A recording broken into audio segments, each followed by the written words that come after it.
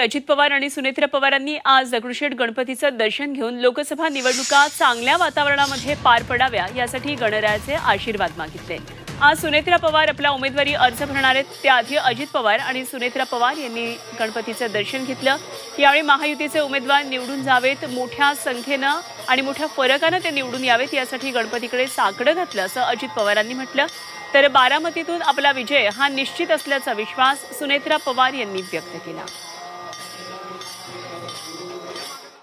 महाराष्ट्रामध्ये लोकसभेच्या निवडणुका चालू आहेत, त्या अतिशय चांगल्या वातावरणामध्ये पार पडाव्यात त्याकरता गणरायांनी आशीर्वाद द्यावेत। आणि साहजिकच जो उमेदवार असतो, जो पक्ष असतो, आम्हाला वाटतं की बाबा या देशाचा तिसऱ्यांदा पंतप्रधान पदावर नरेंद्र मोदी बसत असताना महाराष्ट्राचा मोठा त्याच्यामध्ये अमृत नोनी गॅस्ट्रिन, अपचन, ऍसिडिटी, गॅस्ट्रबल ह्यापैकी तुम्हाला कुठलाही गॅस्ट्रिक प्रॉब्लेम झाला, उपाय एकच, अमृत नोनी गॅस्ट्रिन।